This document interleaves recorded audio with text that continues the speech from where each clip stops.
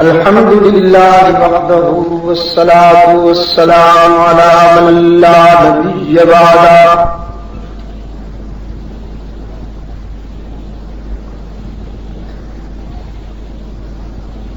وعلى آله وأصحابه الذين أوفوا عهده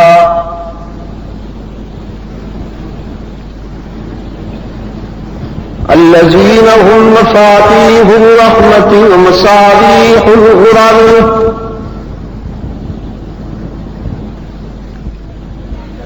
أعوذ بالله من الشيطان الرجيم بسم الله الرحمن الرحيم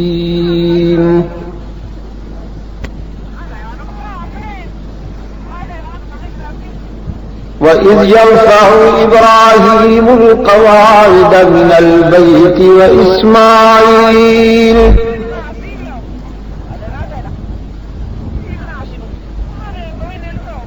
رَبَّنَا تَقَبَّلْ مِنَّا إِنَّكَ أَنْتَ السَّمِيعُ الْعَلِيمُ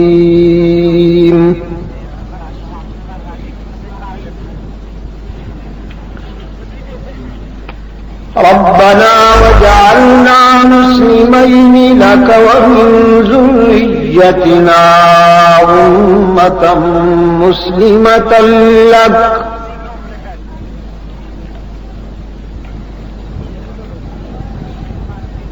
وأرنا مناسكنا وتب علينا إنك أنت التواب الرحيم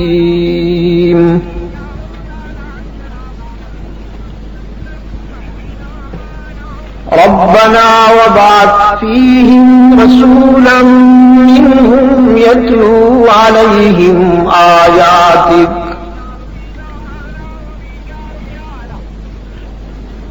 ويعلمهم الكتاب والحكمة ويزكيهم إنك أنت العزيز الحكيم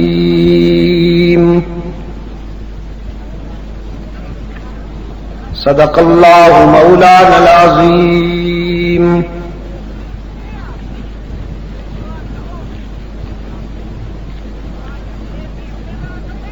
فقال النبی صلی اللہ علیہ وسلم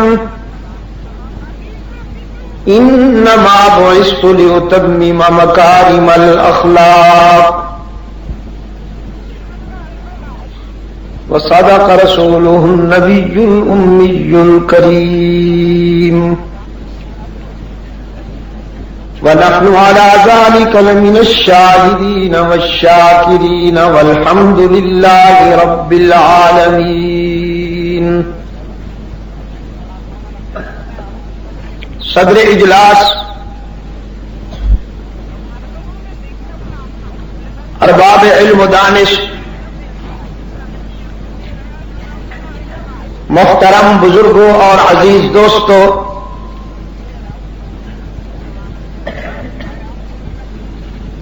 آج 18 نومبر 1987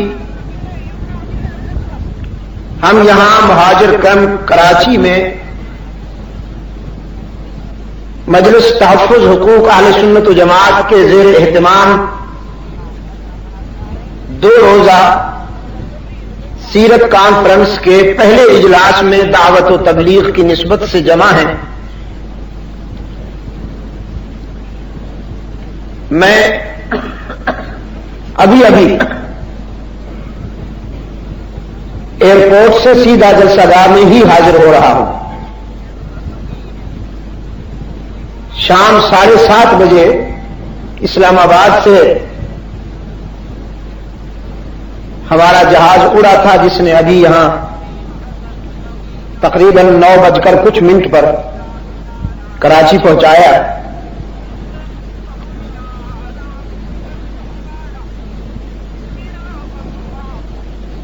موضوع سے متعلق آپ سے میں جو گفتگو کروں گا اس کے لیے بنیاد ہے کتاب اللہ کا وہ حصہ جو ابھی میں نے آپ کے سامنے تلاوت کرنے کی سعادت حاصل کی. یہاں اس مکتب کی تعمیر اور معماروں کی طلب کا تذکرہ کیا گیا ہے.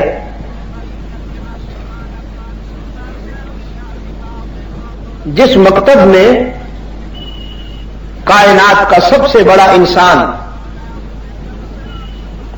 سید ولد آدم امام الانبیاء والمرسلین رحمت عالم صلی اللہ علیہ وسلم معلم بن کر آئے اور جن کی تعلیمات نے انسان کے فکر و نظر کو اندھیروں سے نجات دلا کر اجالوں سے معمور کر دیا.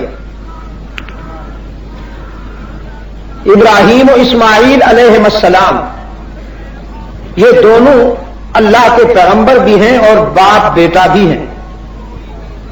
ان دونوں کے کردار کی پہچان یہ ہے کہ راہ حق میں ان کی زندگی کا ایک ایک لمحہ ایثار اور قربانیوں سے عبارت ہے.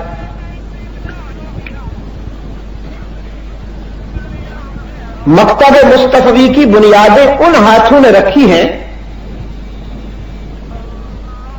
جو ہاتھ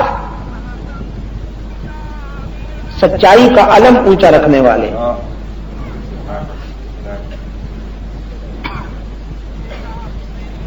شر اور برائی سے ٹکرا کر حق کا بول بالا کرنے والے.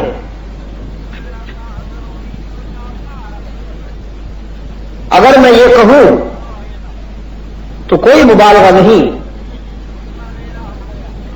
کہ مکتب مصطفی کی بنیاد ہی قربانی پہ رکھی گئی.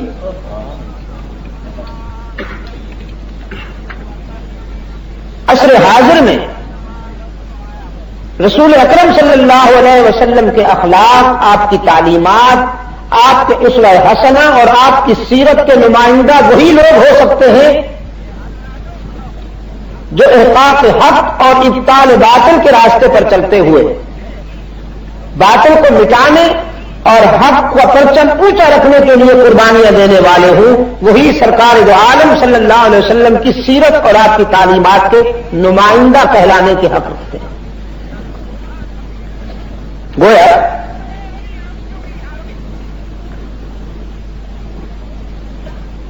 مجاہد اللہ کے رسول صلی اللہ علیہ وسلم کے علم کے وارث ہیں، مجاور رسول کے علم کے وارث نہیں ہو سکتے.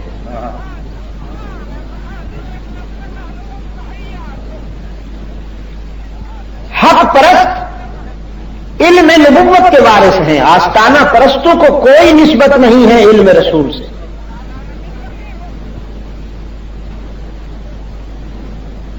شیدائی تعلیمات مصطفی کے وارث ہیں، حلوائیوں کو کوئی نسبت نہیں. رحمت عالم صلی اللہ علیہ وسلم کے اسوہ حسنہ سے اور آپ کی سیرت طیبہ سے. چنانچہ آپ خود دیکھتے ہیں معمار بیت اللہ حضرت ابراہیم علی نبینا وعلیہ التسلیم کی زندگی شعور میں قدم رکھتے ہی جہاد کا آغاز ہوا. ہر وہ نقش مٹانے کے لیے خلیل نے پوری آب و تاب کے ساتھ اور ایمان و یقین کی قوت کے ساتھ بے سر و سامانی کے باوجود جہاد کیا. طاغوتی قوتوں کے بے پناہ وسائل سے ٹکرائے، کبھی شولوں میں کودنا پڑا، کبھی وطن چھوڑنا پڑا، کبھی سوشل بائیکاٹ کا سامنا کرنا پڑا، کبھی سماجی زندگی کی مشکلات سنگ راہ بنی، لیکن ہزاروں آفتیں سنگ مزاحم بن کے آتی ہیں، مگر مردان حق آگاہ کچھ پرواہ نہیں کرتے. وہ توپوں کی دہانوں پر بھی سچی بات کہتے ہیں. وہ توپوں کے دہانوں پر بھی سچی بات کہتے ہیں. کبھی بھولے سے بھی انجام پر سوچا نہیں کرتے، اس لیے کہ انجام صرف اس کے اختیار میں ہے. السعی منا والاتمام من اللہ. حق و صداقت کے راستے پر چلنے والوں کا فرض اخلاص کے ساتھ جدوجہد کرنا ہوتا ہے، نتائج اللہ کے اختیار میں. انبیاء علیہ الصلوۃ والسلام میں سے بعض ایسے بھی ہیں جنہوں نے پوری زندگی داعی حق و صداقت کی حیثیت سے اللہ کا پیغام اس کے بندوں تک پہنچایا، لیکن رحمت عالم صلی اللہ علیہ وسلم کا ارشاد ہے بعض پیغمبر حشر میں اللہ کے سامنے ایسے بھی اٹھیں گے کہ جن کے پیغام کو قرائے ارض پر بسنے والوں میں سے کسی ایک نے بھی نہیں مانا ہوگا. ظاہر ہے کہ انہوں نے اللہ کا پیغام پہنچانے میں پورے خلوص کے ساتھ اپنا فرض ادا کیا. ابلاغ حق میں کوئی کوتاہی نہیں کی انہوں نے. بلغ ما انزل الیک من ربک کے تقاضے پورے کیے انہوں نے، لیکن ہدایت کی روشنی کے لیے دلوں کا انتخاب حق تعالی خود کیا کرتے ہیں. پیغمبر تو اپنے بیٹے کو بھی ہدایت یافتہ نہیں بنا سکتا.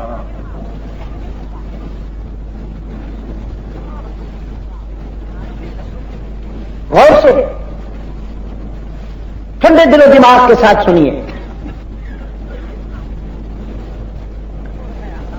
میں ایک جملہ کہا کرتا ہوں،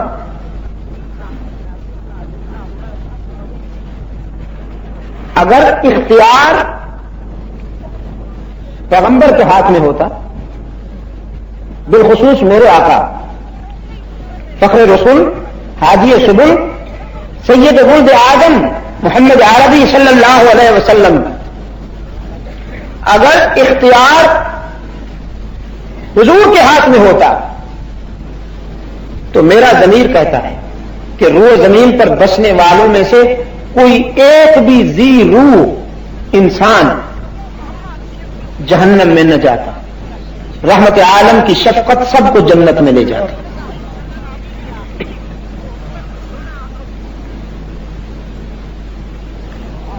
جس طرح اللہ نے اپنے آپ کو رب العالمین کہا ہے، اپنے محبوب کو اس نے رحمت للعالمین کہا ہے. جس طرح اس کی ربوبیت کائنات کے ذرے ذرے تک پہنچتی ہے، رحمت عالم صلی اللہ علیہ وسلم کی شفقت بھی کائنات کے ذرے ذرے تک پہنچتی ہے. جس طرح اس کی ربوبیت خطاکاروں اور گناہگاروں کو بھی محروم نہیں رکھتی، رزق انہیں بھی ملتا ہے، رحمت عالم صلی اللہ علیہ وسلم کی رحمت اور شفقت خطاکاروں اور گناہگاروں تک بھی پہنچتی ہے. لیکن اختیار چونکہ اللہ کے پاس ہے، ایک ایسے کردار کے لیے رحمت عالم صلی اللہ علیہ وسلم بے قرار تھے کہ جس نے دنیاوی زندگی میں حسن سلوک کیا تھا. رحمت عالم صلی اللہ علیہ وسلم چاہتے تھے کہ یہ نار جہنم سے بچ جائے. بستر مرگ پر اس کو دعوت دی.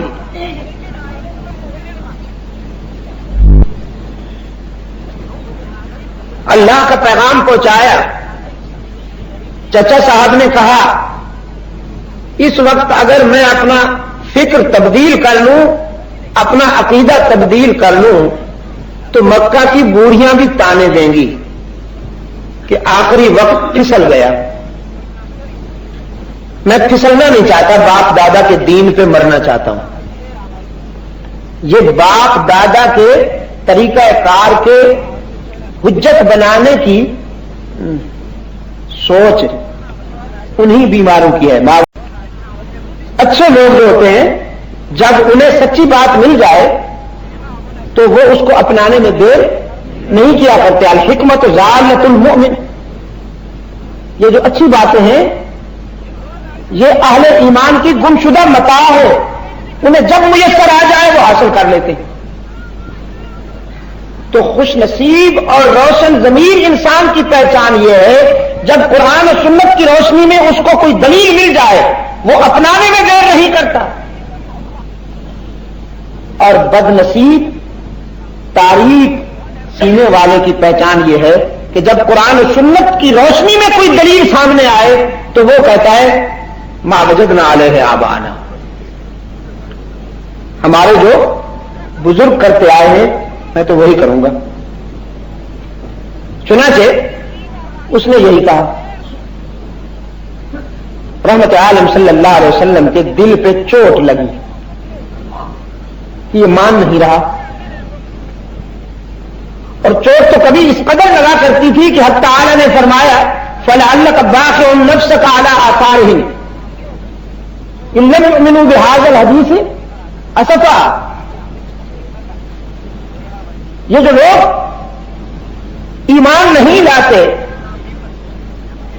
اللہ کی توحید پر اور اس کے رسول کی نبوت پر ان کے اس انکار کے رد عمل میں آپ اتنے بے قرار ہیں میرے معبود کہ آپ اپنی جان دے دیں گے. چوٹ لگی رحمت عالم صلی اللہ علیہ وسلم کے احساسات پر ضمیر پر جس پر اللہ کو کہنا پڑا. فرمایا انک لا تہدی من احببت ولکن اللہ یہدی من یشاء. قانون بن گیا. انک لا تہدی من احببت ولکن اللہ یہدی من یشاء. ہدایت کے لیے قلوب کا چن لینا، ایمان کے لیے اور معرفت کے لیے سینوں کا انتخاب یہ ہم خود کیا کرتے ہیں. یہ آپ کے اختیار کی بات نہیں ہے. ہم جسے چاہیں اسے ہدایت عطا کر دیں. من یہدہ اللہ فلا مضل لہ ومن یضللہ فلا ہادی لہ. جسے ہم ہدایت عطا کریں اسے کوئی گمراہ نہیں کر سکتا اور جسے ہم پسند نہ کریں اسے کوئی ہدایت نہیں دے سکتا.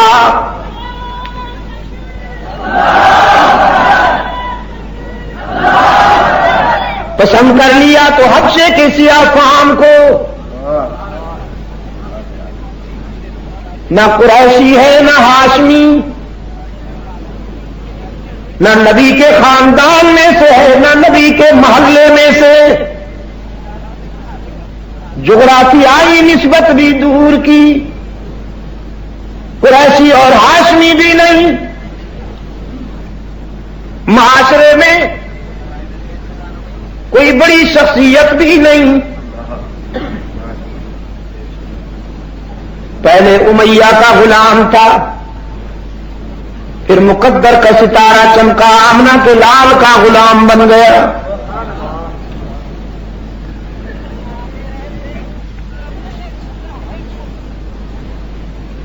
وہ تن کا کالا من کا گورا. کچھ لوگ تن کے گورے من کے کالے ہوتے ہیں اور کچھ لوگ تن کے کالے من کے گورے ہوتے ہیں. بلال تن کا کالا من کا گورا تھا، سیاہ فام تھا، لیکن اللہ نے چن لیا ہدایت کے لیے.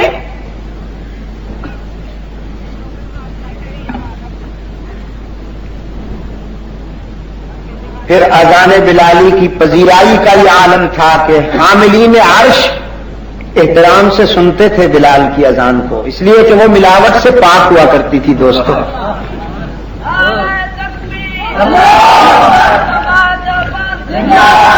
بلال کی اذان ملاوٹ سے پاک ہوا کرتی تھی.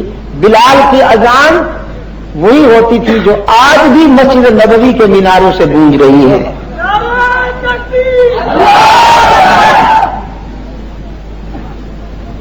اللہ توفیق عطا فرمائے رحمت عالم صلی اللہ علیہ وسلم کے تمام رضاکاروں کو کہ وہ وہی اذان اپنائیں جو آج بھی رحمت عالم کی مسجد کے میناروں سے گونج رہی ہے. دعا کرنے کی اجازت ہے کہ نہیں؟ دیکھیے میں ایک بات آپ کو عرض کرتا چلا جاؤں.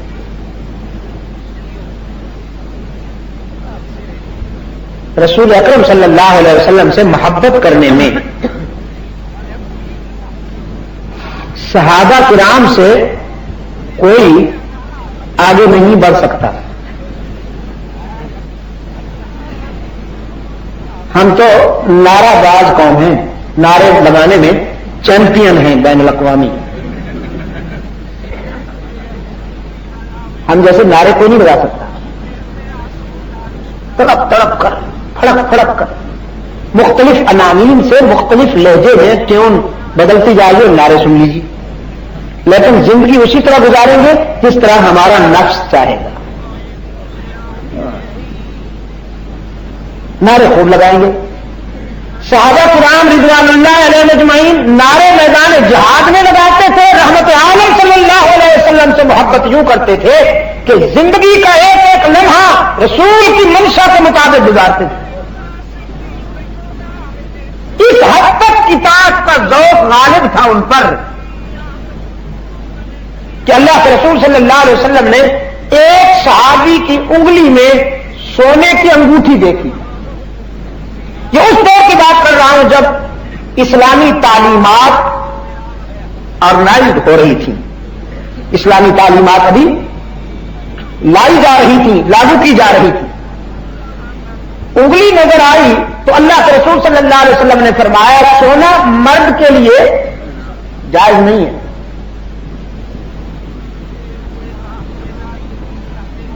مائیں بہنیں اور بیٹیاں اس کو استعمال کر سکتی ہیں. مرد ان چیزوں کا سہارا نہیں لیتا.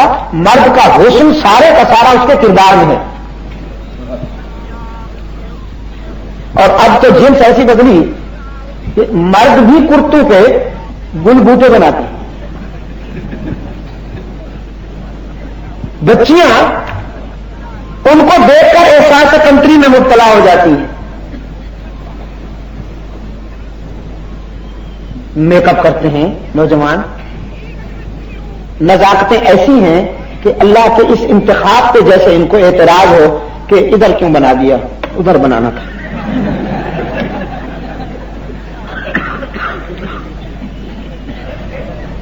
معاف کیجیے گا میرے عزیز نوجوان, میں آپ کو ایک بات بتاتا چلا جاؤں.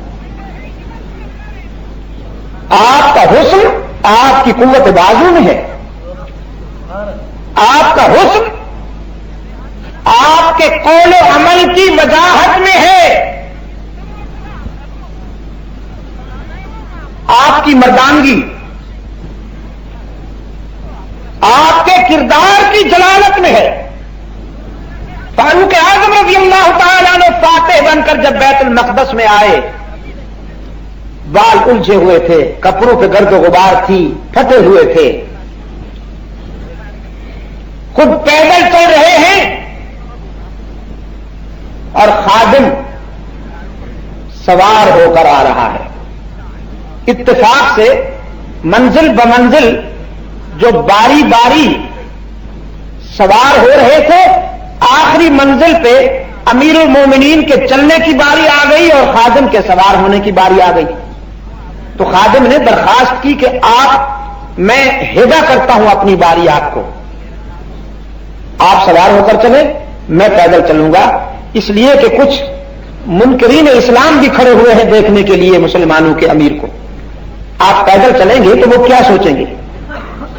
فاروق اعظم رضی اللہ تعالیٰ عنہ نے فرمایا وہ یہی سوچیں گے کہ مسلمان چھوٹا ہو یا بڑا, عدل اور انصاف کا معیار سب کے لیے برابر ہے. چونکہ باری تیری ہے سوار ہونے کی اور میرے پیدل چلنے کی, میری عزت اسی میں ہے کہ میں عدل کے تقاضے پورے کروں اور تجھے سوار کروں، میں خود پیدل چلوں. خیر یہ تو بات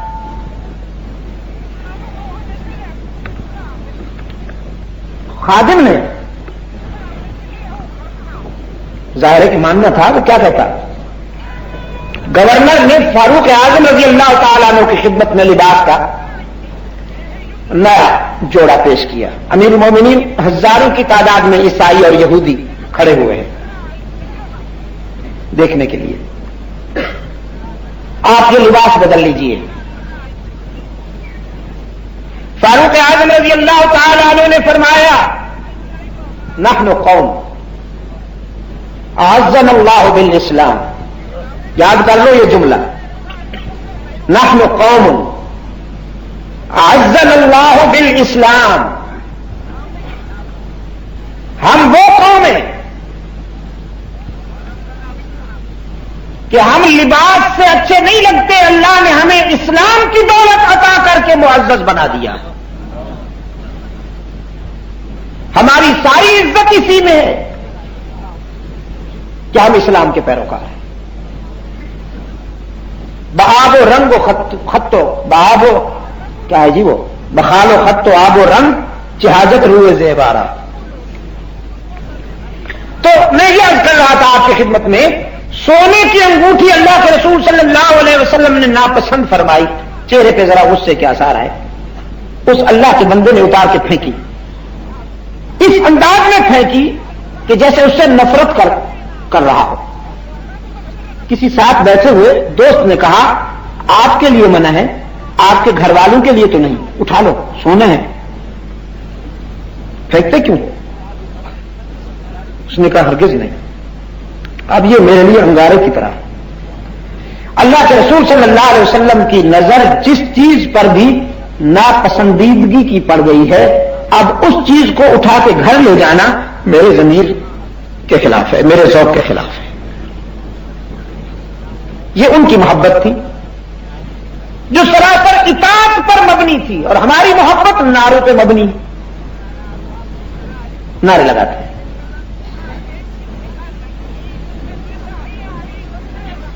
عزیز دوستو، صحابہ کرام رضوان اللہ علیہ مجمعین سے بڑھ کر رحمت عالم صلی اللہ علیہ وسلم کو چاہنے والا اس آسمان کے نیچے اور زمین کے اوپر قیامت تک پیدا نہیں ہوگا.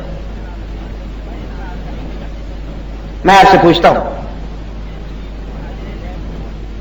صحابہ کرام رضوان اللہ علیہ مجمعین نے اذانیں سچی دی تھی یا ملاوٹ والی دی تھی؟ اور سچی اذان کون سی ہے؟ جو آج بھی مسجد نبوی کے میناروں سے گونج رہی ہے. ملاوٹ سے تو پاک ہے ہی وہ، لیکن آپ پوچھیں گے کہ صاحب وہ ہے کون سی؟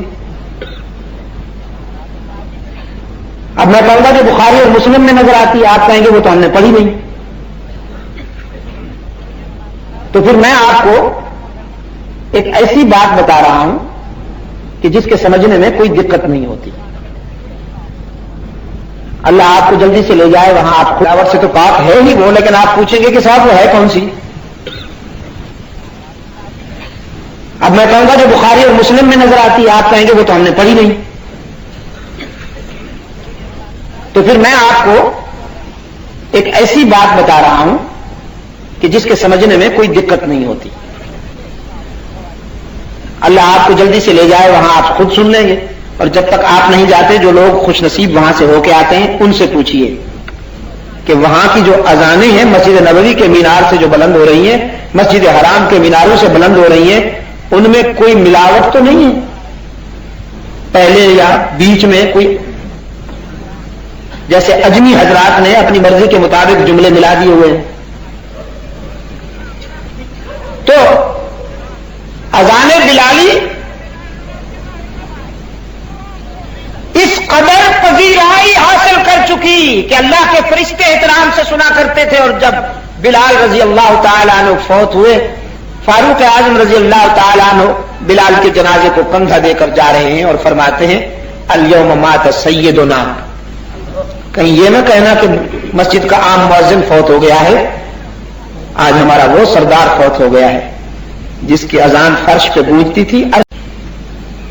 یہ اللہ کا انتخاب ہے. بلال کو پسند کر لیا اور ابو لہب کو جہنم میں جانے دیا. بلال سیاہی میں یکتا اور ابو لہب حسن میں یکتا.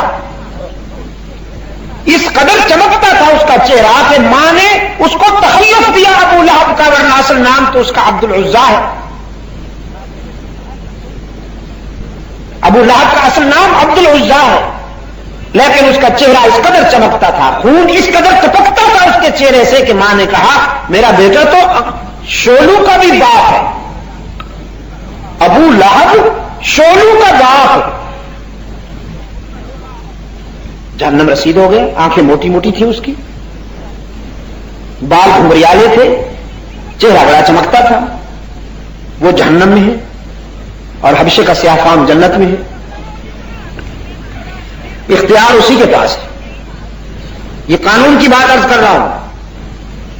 اختیار کس کے پاس ہے؟ اللہ ہی کے پاس.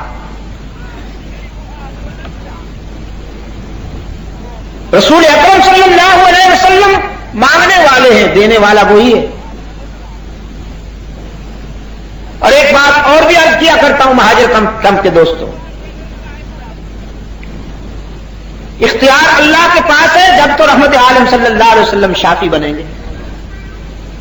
اگر اختیار رسول اکرم صلی اللہ علیہ وسلم کے پاس ہے تو شفاعت کا مفہوم کیا ہوا؟ شفاعت کے معنی تو یہ ہے کہ اختیار اللہ کے پاس ہے. رحمت عالم صلی اللہ علیہ وسلم اپنی امت کے گنہگاروں کے لیے اللہ سے بخشش مانگیں گے. مانگتا وہ ہے جس کے پاس پہلے سے نہ ہو. جس کے پاس پہلے سے نہ ہو وہ مانگتا ہے. اللہ کے پاس اختیار ہے، وہ کسی سے نہیں کہے گا فلاں آدمی کو چھوڑ دو. قرآن و حدیث میں یہ بات نہیں آئی کہ اللہ تعالیٰ کسی سے کہے کہ فلاں آدمی کو چھوڑ دو، کیونکہ اس کے پاس اختیار ہے.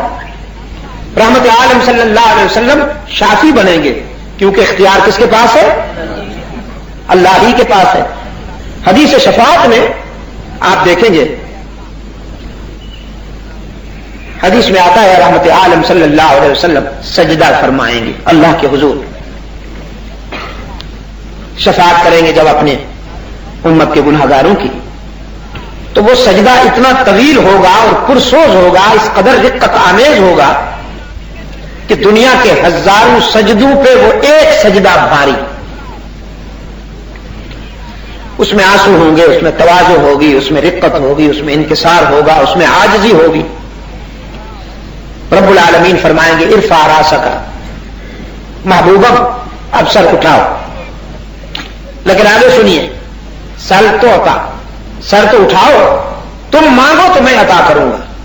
یہ نہیں فرمایا کہ ارفع راسک فافعل ما شئت، سر اٹھاؤ اور جو جی چاہے کر گزرو. فرمایا نہیں، سر اٹھاؤ، سل تو عطا، اشفع تشفع، تم مانگو میں عطا کروں گا، تم درخواست کرو میں پوری کروں گا. اختیار تبدیل نہیں ہوگا. تو مانگتا ہوا اچھا لگتا ہے، میں دیتا ہوا اچھا لگتا ہوں.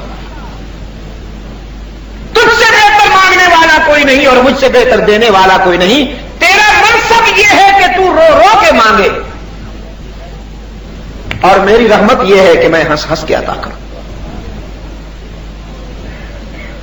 اختیار اسی کے پاس. تو میرے عزیز دوستو،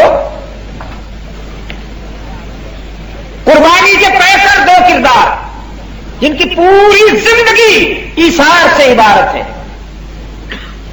انہوں نے اس مکتب کو تعمیر کیا ہے، اس کی بنیادیں اٹھائی ہیں جس میں رحمت عالم صلی اللہ علیہ وسلم معلم بن کر آئے. قرآن پاک نے فرمایا وَإِذْ يَرْفَعُ إِبْرَاهِيمُ الْقَوَاعِدَ مِنَ الْبَيْتِ وَإِسْمَاعِيلُ. ابراہیم و اسماعیل علیہ السلام اللہ کے گھر کی بنیادیں اٹھاتے ہوئے دست بدعا ہے ربنا تقبل منا انک انت السمیع العلیم. اے ہمارے پروردگار، ہماری اس جد و جہد اور ہماری اس کاوش کو شرف قبولیت سے نواز، ہماری اس محنت کو قبول فرمائیے، اور ہم اس اعتماد اور یقین کے ساتھ تیرے حضور دامن پھیلائے کھڑے ہیں کہ انک انت السمیع العلیم، یقیناً تو ہی ہے دعائیں سننے اور قبول کرنے والا، دلوں کے بھید جاننے والا بھی تو ہے، اور مشکلات و مصائب میں ندا و پکار کو سننے والا بھی تو ہے۔ یہ انداز خطاب میں 2 مرتبہ انکا انت یہ تکرار آ گیا ہے۔ عربی میں جب یہ تکرار آ جائے تو اس میں حصر کا فائدہ ہوتا ہے، حصر کی روح پیدا ہوتی ہے کہ تو ہی ہے سننے اور جاننے والا، تیرے سوا کوئی نہیں، تو ہی ہے سننے اور جاننے والا، باقی جو سنتا ہے تو سناتا ہے، باقی جو جانتا ہے تو بتاتا ہے، تو نہ بتائے تو کوئی جانتا نہیں، تو نہ سنوائے تو کوئی سنتا نہیں، زندہ بھی نہیں سنتا۔ ہمارے مولوی صاحب مردوں کو سناتے، میں تو کہتا ہوں زندہ بھی نہیں سن سکتا اگر وہ نہ سنوائے تو، یہ اختیار صرف اسی کے پاس ہے، وہ نہ چاہے تو 25 سال کے نوجوان سے قوت سماعت چھین لے، چیخ چیخ کر کانوں میں کہیے کچھ نہ سننے دے تو کون سنائے گا اسے؟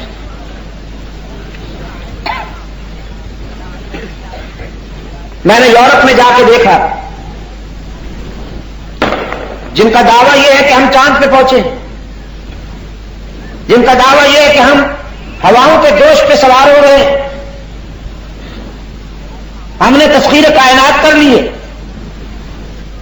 انہی کے معاشرے میں گونگے بھی پھرتے ہیں، انہی کے معاشرے میں بہرے بھی پھرتے ہیں، بولنے سے بھی معذور ہیں، سننے سے بھی معذور ہیں، کچھ مفلوج بھی پڑے رہتے ہیں جن کے ہاتھ پاؤں کام نہیں کرتے۔ لندن میں وہ جو انڈر گراؤنڈ ٹرین چلتی ہے اس کے ہر اسٹیشن پر گونگے بہرے معذور کچھ ویسے مانگتے ہوئے نظر آتے ہیں۔ پہلے وہ ہمیں تانا دیتے تھے نا کہ یہ مسلمان بھوکے ننگے ہیں، اب بحمدللہ ان کے ہاں بھی یہ مناظر دیکھنے میں آتے ہیں، مجھے بڑی خوشی ہوتی ہے، ناراض نہ ہوں۔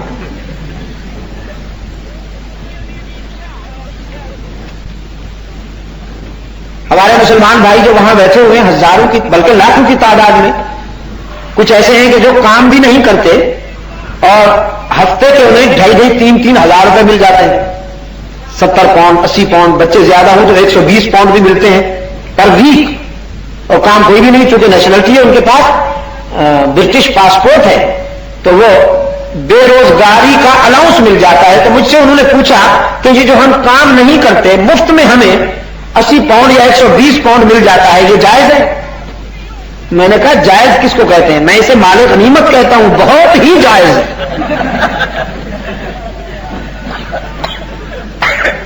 اس لیے کہ یہ مال مسروقہ ہے۔ یہاں غیر منقسم ہندوستان میں جب انگریز حکومت کرتا تھا تو اس نے تمہارا مال چرایا۔ حضرت مدنی رحمت اللہ تعالی علیہ نے نقش حیات میں لکھا ہے کہ آزادی سے پہلے انگریز نے جو استحصال کیا ہے یہاں کی آبادی کا، اس دور میں روزانہ 2 کروڑ روپے، اس دور آزادی سے پہلے روزانہ 2 کروڑ روپے منتقل ہوتے تھے یہاں سے برطانیہ۔ اس دور کے 2 کروڑ آج کے 2 ارب سے تو کم نہیں ہو سکتے۔ یہ اس وقت کی بات ہے جب سونا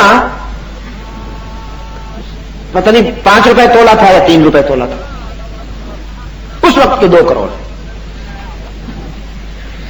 اس سے انہوں نے بلڈنگیں بنائی، اس سے انہوں نے موٹر وے بنائے.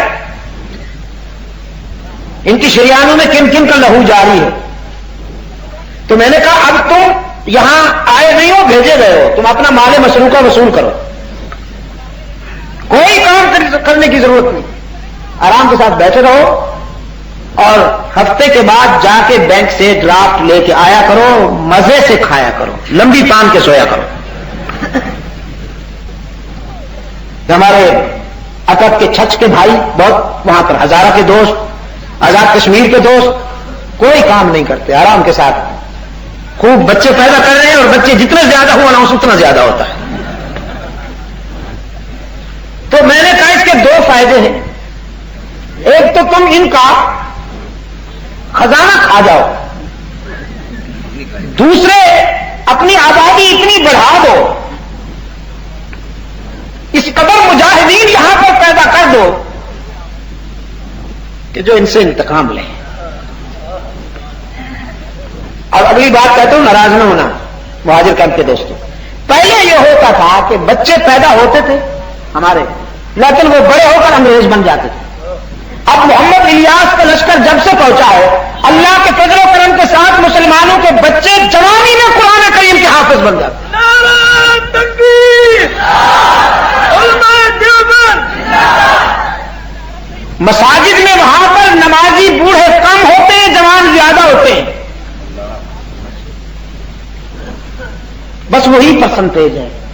جس طرح یہاں سینما میں جوان زیادہ اور بوڑھے کم، وہاں مسجدوں میں جوان زیادہ اور بوڑھے کم، اور یہاں مسجدوں میں بوڑھے زیادہ اور جوان کم. میں نے اس دن کہا ملتان میں کہ ہمارے یہاں مسند اقتدار پر بیٹھنے والے حضرات سیرت کانفرنسیں کرواتے ہیں، ریڈیو ٹی وی سے اذان بھی دلوا دیتے ہیں. بات تو اچھی ہے، میں یہ نہیں کہتا کہ نہیں ہونی چاہیے، اذان ہونی چاہیے، بڑی اچھی بات ہے. ہاں کچھ لوگوں کو تکلیف بھی ہے کہ بھئی یہ جو اصلی اذان دی جا رہی ہے یہ کیوں دی جا رہی ہے، وہی ہماری جو نقلی اذان ہے وہی ہونی چاہیے. ہم نے جو امت کو لڑانے کے لیے، امت میں تفرقہ پیدا کرنے کے لیے اپنے مطلب کے جملے ملا رکھے ہیں، وہی ملاوٹ والی اذان ہونی چاہیے. لیکن وہ کیسے، آخر انہیں بھی تو منہ دکھانا ہے، عالم اسلام کو انہوں نے بھی تو منہ دکھانا ہے نا. وہ ملاوٹ والی اذان دیں تو مصر کو کیا جواب دیں، سعودی عرب کو کیا جواب دیں، امارات والوں کو کیا جواب دیں، لیبیا والوں کو کیا جواب دیں گے؟ وہ کہیں گے ساری دنیا میں تو وہی اذانیں بلند ہو رہی ہیں جو مسجد حرام اور مسجد نبوی کے میناروں سے بلند ہو رہی ہیں، یہ تم نے کیا بیچ میں شروع کر لیا؟ مولوی صاحب تو اپنی دکانداری چلائے نا، اس نے تو فیصلہ کیا ہے کہ میں امت کو ایک نہیں ہونے دوں گا، امت کو لڑاؤں گا. صرف نمازوں، اذانوں، سیرت کانفرنسوں کا نام نہیں ہے.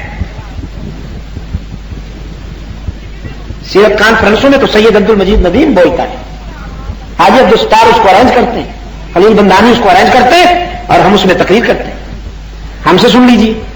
آپ اس پوزیشن میں نہیں ہے کہ آپ بھی کانفرنسوں پہ گزارا کریں، آپ تو اس پوزیشن میں ہیں کہ فیصلہ کریں. اگلی صبح برطانیہ کا قانون برطانیہ میں اور پاکستان میں محمد عربی کا قانون چلے گا صلی اللہ علیہ وسلم. قرآن و سنت کو آئینی بالادستی حاصل ہونی چاہیے سرزمین پر. اتنی شرم کی بات ہے کہ مسلمانوں کے ملک میں اسلام محکوم ہو، اس سے بڑھ کر ذلت کی اور کون سی بات ہو کہ دیکھو نا جی اذان ہو رہی ہے جی، مولوی صاحب جو ہیں کتنے اچھے لگتے ہیں جب نماز پڑھاتے ہیں. صرف نماز پڑھاتے ہوئے مولوی صاحب اچھے لگتے ہیں. مولوی صاحب تو اس وقت اچھے لگیں گے جب لوئر کورٹ سے لے کر سپریم کورٹ تک قرآن و سنت کے مطابق فیصلے کریں گے. انہوں نے تو کہا نہیں مولوی صاحب زکات لینے میں بڑے اچھے لگتے ہیں، اس لیے مولوی صاحب ذرا رومال یوں ڈال کے داڑھی پر خاص کر قسم کا کنگھا دے کے ہاتھ میں تسبیح لے کے ہمارے پاس آیا کرو. تم مانگتے ہوئے اچھے لگتے ہو اور ہم دیتے ہوئے اچھے لگتے ہیں. آپ سمجھے کہ نہیں؟ مانگنے والا رسوا ہو جایا کرتا ہے.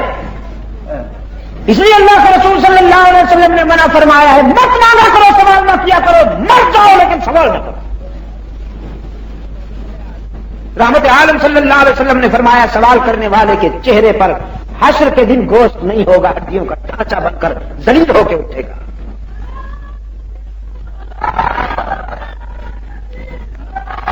تو میرے عزیز دوستو،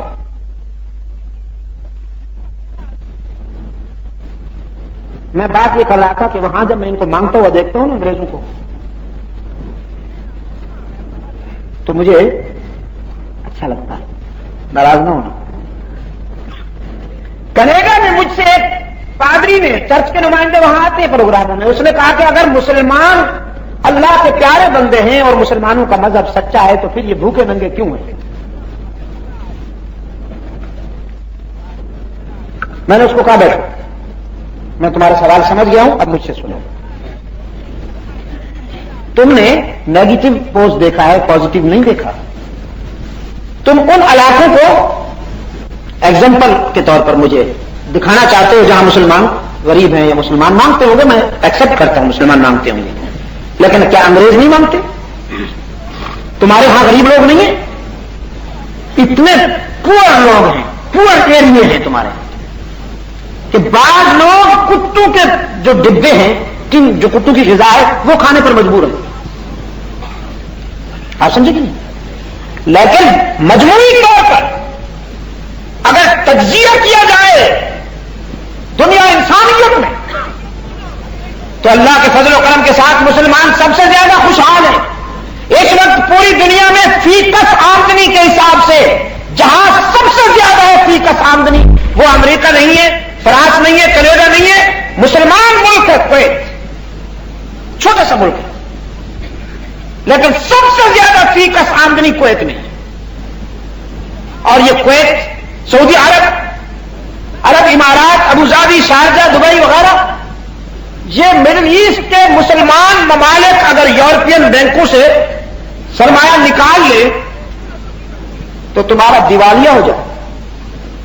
تمہیں تو دال روٹی مسلمانوں کے سرمایہ کی وجہ سے ملتی۔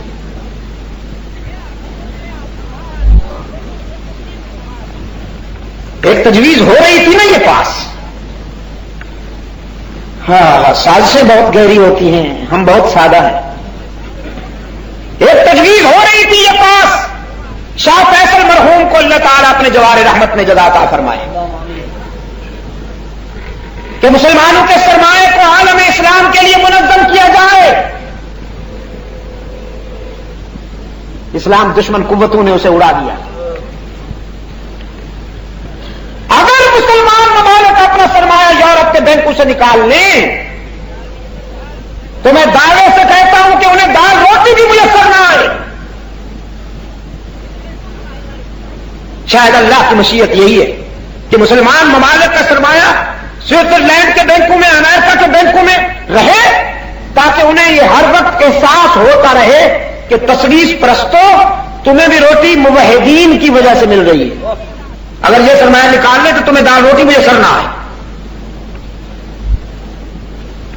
تو میں عرض یہ کر رہا تھا آپ کی خدمت میں، عزیز دوستو، اختیار اسی کے پاس ہے۔ پیغمبر مبلغ ہوتا ہے صلی اللہ علیہ وسلم، وہ داعی حق و صداقت بن کر اللہ کا پیغام اللہ کے بندوں تک پہنچانے والا ہوتا ہے، بس۔ اختیار کس کے پاس ہے؟ اللہ ہی کے پاس ہے۔ ابراہیم و اسماعیل علیہ السلام نے اللہ کے حضور دامن پھیلایا تو اس اعتماد اور یقین کے ساتھ اللہ سے التجا کی کہ سننے اور جاننے والا تیرے سوا کوئی نہیں ہے، تو ہی ہے سننے والا اور تو ہی ہے جاننے والا، باقی جو سنتا ہے تو سناتا ہے اور جو جانتا ہے تو بتاتا ہے، تو نہ بتائے تو کوئی جانتا نہیں اور تو نہ سنائے تو کوئی سنتا نہیں۔ فرمایا ربنا وجعلنا مسلمین لک ومن ذریتنا امۃ مسلمۃ لک، اے ہمارے رب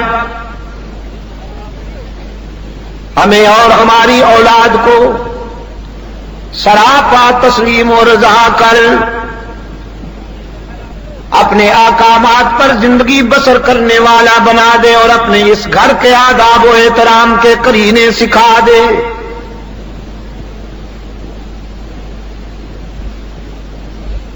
وَتُبْ عَلَيْنَا إِنَّكَ أَنْتَ التَّوَّابُ الرَّحِيمُ.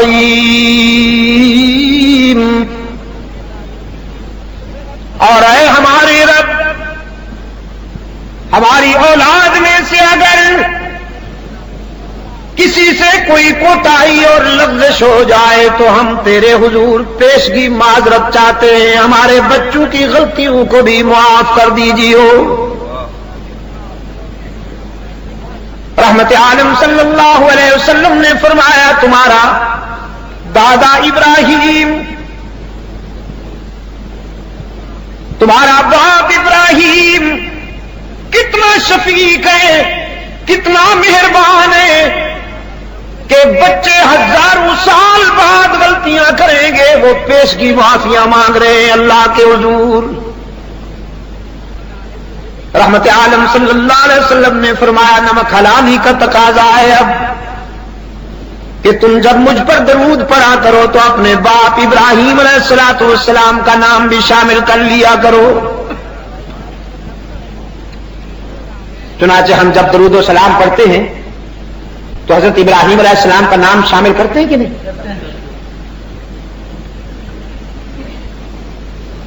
پڑھیے نا ذرا درود و سلام.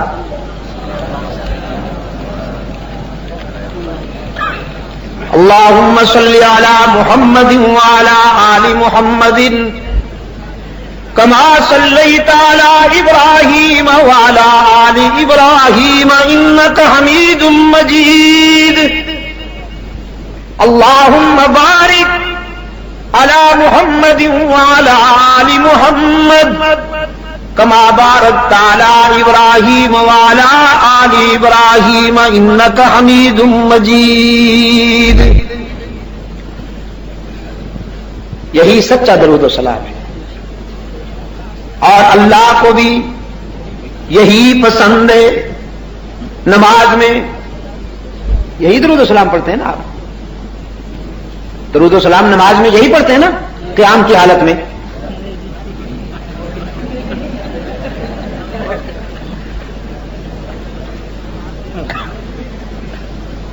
آپ کے ضمیر کو جج بناتا ہوں. میں یہ بات اس لیے نہیں کہہ رہا خدا نخواستہ کہ آپ کی دل آزاری کروں. ہم تو دین کی نسبت سے ایک دوسرے کو سمجھانا ہمارا فرض ہے. دین کی نسبت سے سب سے پہلی بات تو یہ کہ اللہ کو پسند درود و سلام یہی ہے جو نماز میں پڑھا جاتا ہے. جب یہ حکم آیا یا ایھا الذین آمنوا صلوا علیہ وسلموا تسلیما تو صحابہ کرام رضوان اللہ علیہم اجمعین نے عرض کیا کیف نصلی علیک، اللہ کے رسول ہم آپ پر کیسے درود و سلام پڑھیں؟ یہ نہیں کہ جب حکم آیا تو انہوں نے قلم اور کاغذ لے لیا لکھنا بیٹھ گئے، اپنی مرضی کے مطابق وزن ملا دیے، اپنی مرضی کے مطابق ایک نعت بنا دی اور اس کا نام رکھ لیا درود و سلام. نا، ان کا عشق آزاد نہیں پابند تھا. یاد رکھیے گا میری گزارش کو. صحابہ کرام کا عشق آزاد نہیں پابند تھا، اللہ اور اس کے رسول کی مرضی کا پابند تھا، اللہ اور اس کے رسول کی مشیت کا پابند تھا. ان کے عشق کے تقاضے وہی تھے جو اللہ اور اس کے رسول کے حکم کے مطابق ہوں. جو اللہ اور اس کے رسول کے حکم سے ٹکرائے وہ ان کے عشق میں حرام تھا. چنانچہ عرض کیا اللہ کے رسول ہم کیسے درود و سلام پڑھا کریں؟ تو رحمت عالم صلی اللہ علیہ وسلم نے اسی درود و سلام کی تعلیم دی. فرمایا پڑھا کرو یہی اللہم صلی علی محمد وعلی آل محمد کما صلیت علی ابراہیم وعلی آل ابراہیم انک حمید مجید.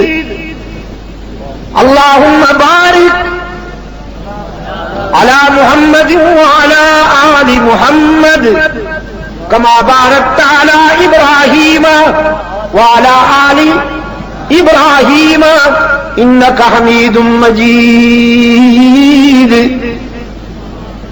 اگر ہم سب یہی درود و سلام پڑھیں تو کوئی اختلاف ہے؟ بولو تو صحیح.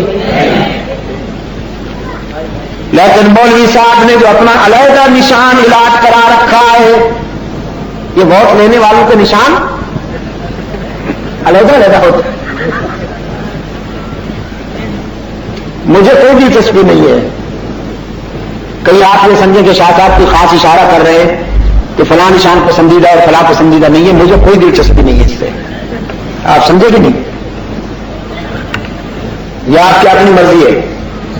لیکن ووٹ لینے ہوتے ہیں نا تو نشان بھی علیحدہ علیحدہ.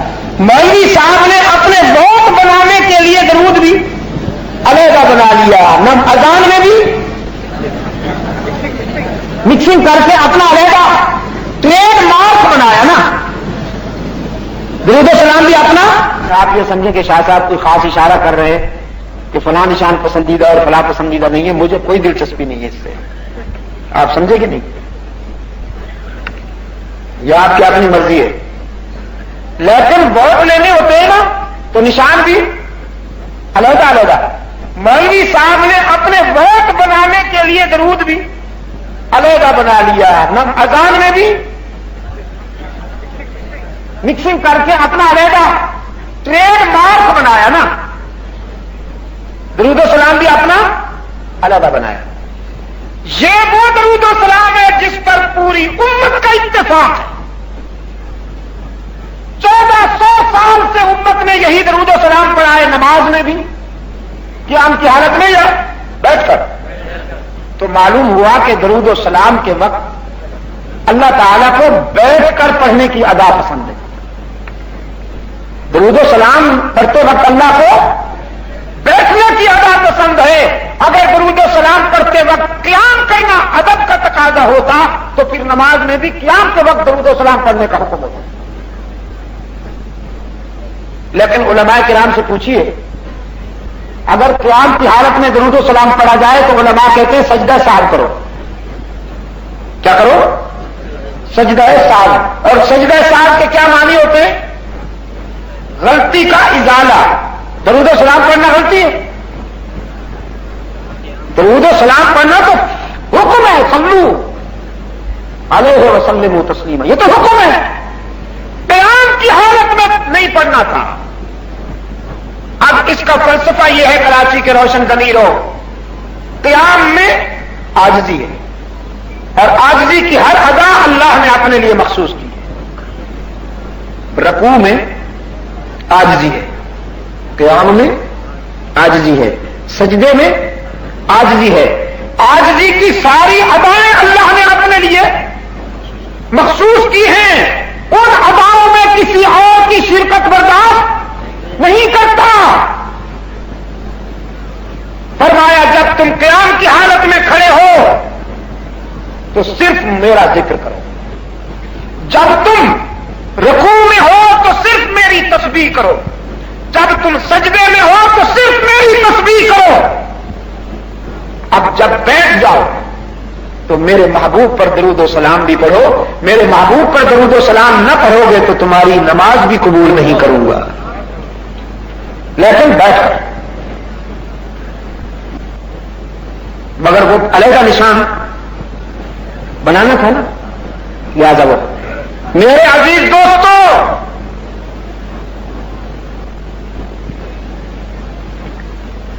درود جس میں حضرت ابراہیم علیہ الصلوۃ والسلام کا نام بھی شامل ہوا، ان کی آل کا بھی تذکرہ آیا جو رحمت عالم صلی اللہ علیہ وسلم کو پسند ہے. ابراہیم علیہ الصلوۃ والسلام نے اللہ کے حضور التجا کی، الہ العالمین میری اولاد یہاں آ کر غلطیاں کرے تو میں معافی چاہتا ہوں، تو ان کی غلطیوں کو معاف کر دینا.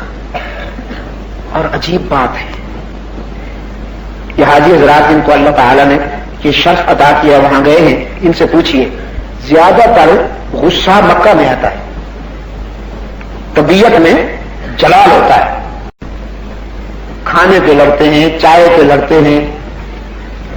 آپ سمجھے کہ نہیں؟ کمرے کی صفائی پہ لڑتے ہیں، پتہ نہیں کیا بات ہے، مکہ کی فضاؤں میں جلال ہوتا ہے، غصہ ہوتا ہے، اور مدینہ طیبہ میں بڑی ٹھنڈی ہو جاتی ہے طبیعتیں، بہت کم غصہ آتا ہے. یہ مرکز جلال ہے نہیں، مرکز جلال ہے. یہاں پر طبیعتوں میں ذرا غیظ آتا ہے، ذرا غصہ آتا ہے. اللہ نے اپنے پیغمبر کی زبان سے پہلے ہی معذرت منگوا لی. کس قدر وہ اپنے بندوں پہ مہربان ہے کہ میرے خلیل تم آج وتب علینا انک انت التواب الرحیم کہہ دو کہ الہ العالمین جب بھی میرے بچوں سے یہاں آ کر کوئی غلطی ہو جائے تو معاف کر دیجیے گا، اس لیے کہ تو ہی تو معاف کرنے والا ہے، تیرے سوا کون معاف کرے گا. فرمایا ربنا وبعث فیہم رسولا منہم یتلو علیہم آیاتک. الہ العالمین ہم نے مرکز رشد و ہدایت تو بنا دیا، اب اس میں معلم بن کر آنے والا تیرا وہ آخری رسول جس کی رسالت و نبوت پر ایمان کا وعدہ تو نے عالم ارواح میں لے لیا، جو آئے گا سب کے بعد، لیکن سارے انبیاء کا امام اور سب رسولوں کا مقتدا بن کے آئے گا.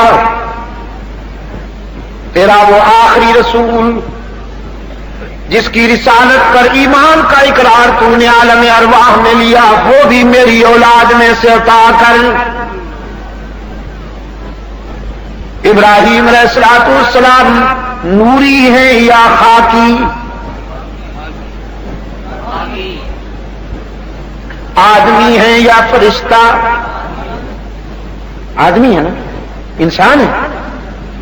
فرمایا میری اولاد میں سے عطا فرما. ربنا وبعث فیہم رسولا منہم یتلو علیہم آیاتک. الہ العالمین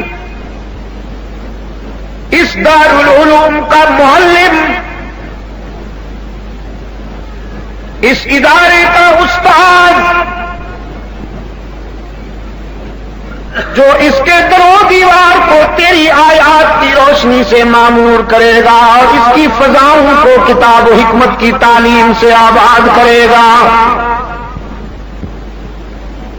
تیرے بندوں کو پاک بنائے گا.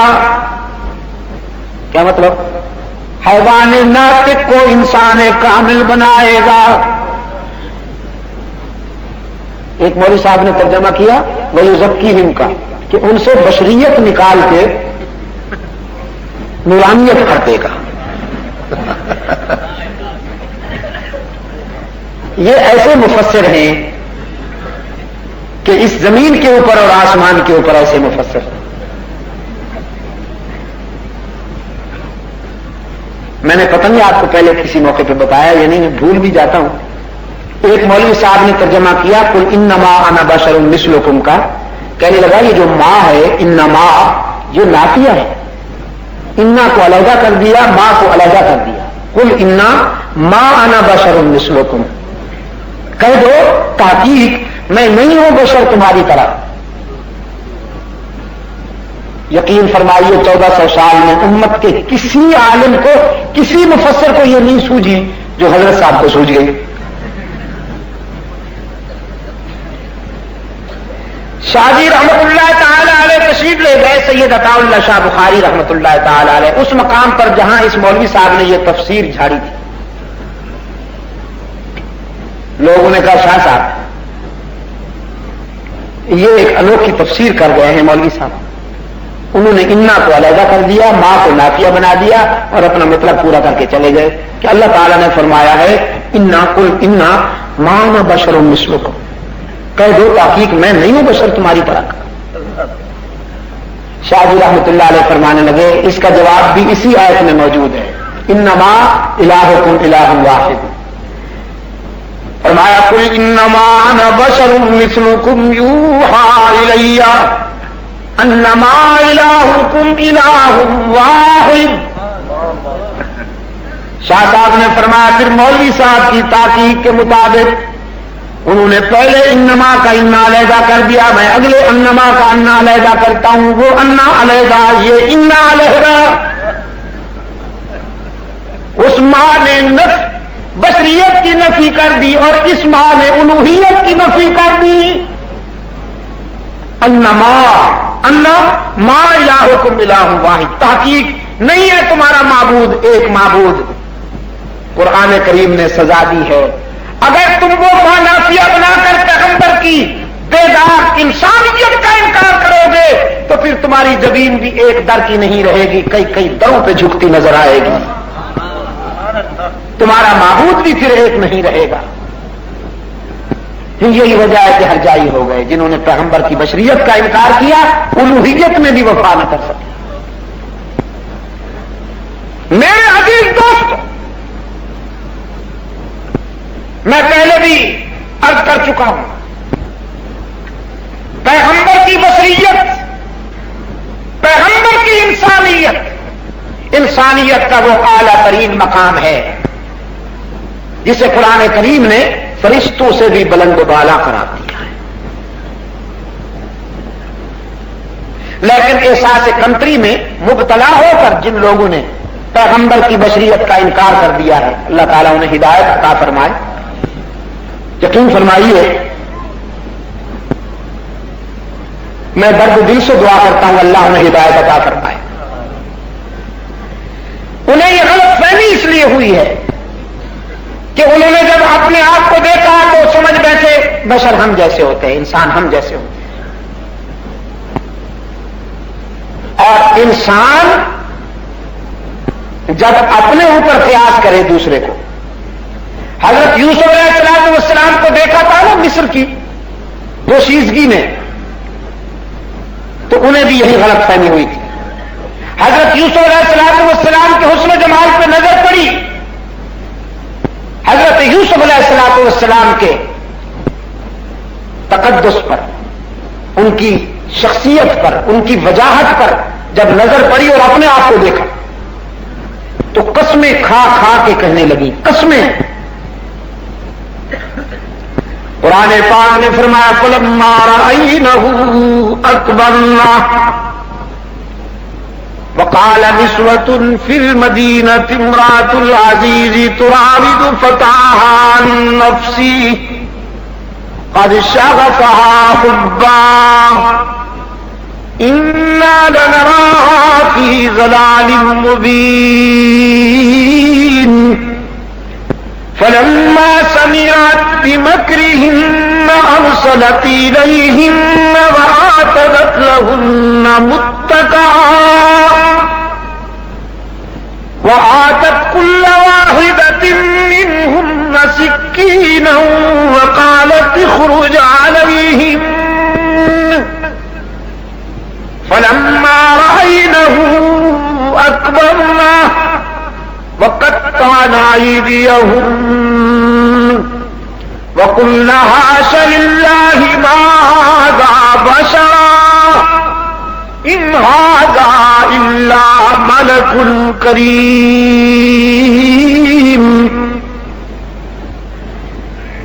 عزیز مصر کی بیوی کو تانا ملا بڑے گھرانوں کی بیگمات کی طرف سے، بڑے گھرانوں کی بیگمات کی طرف سے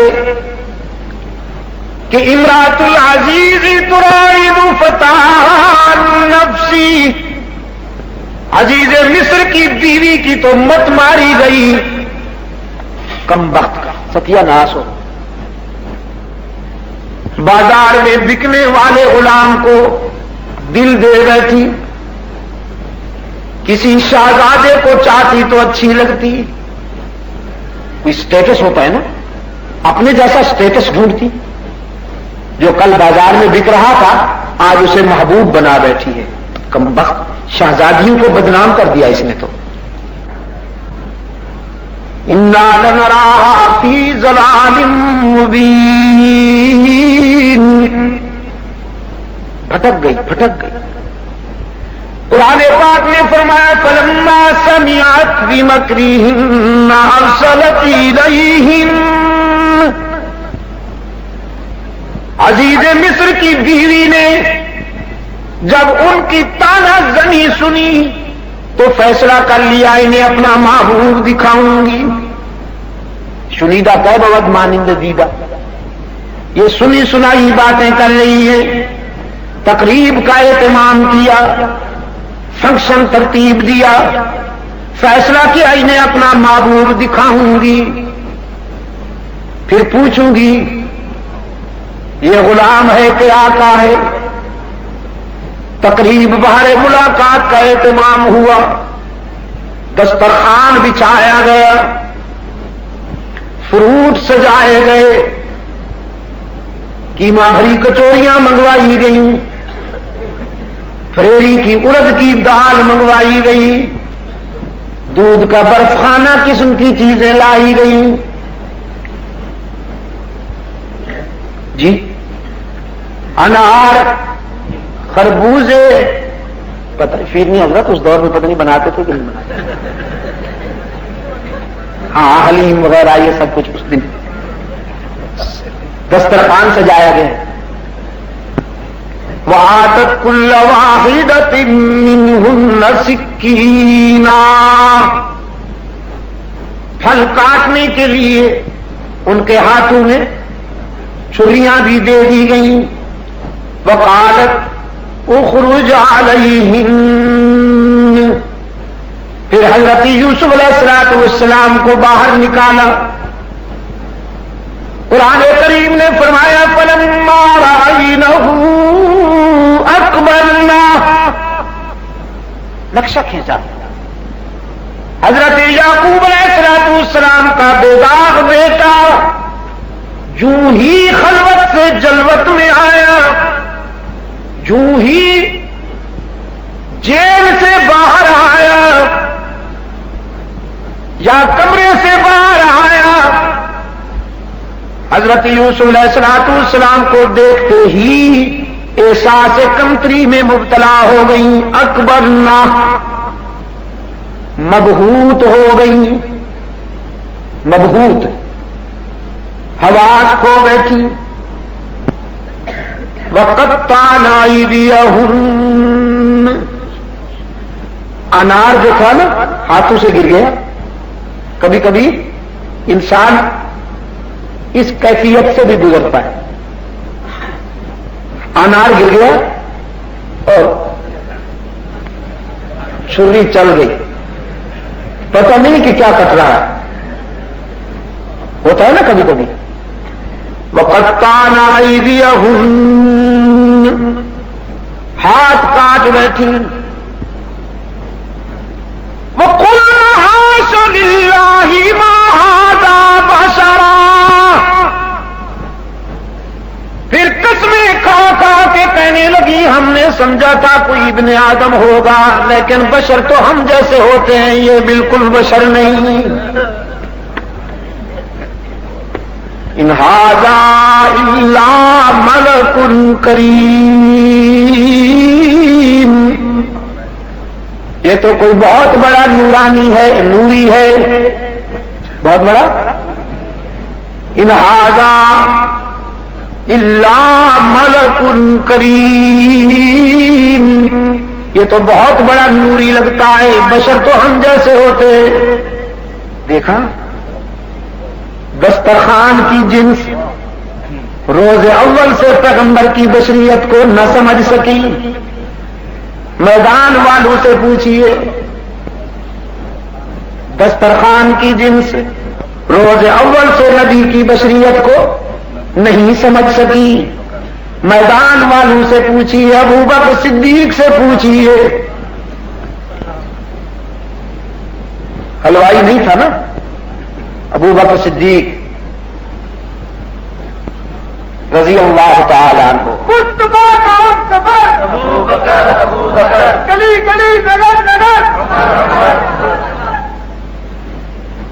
حلوائی نہیں تھا، صدیق اکبر شیدائی تھا. دوستو رحمت عالم صلی اللہ علیہ وسلم کو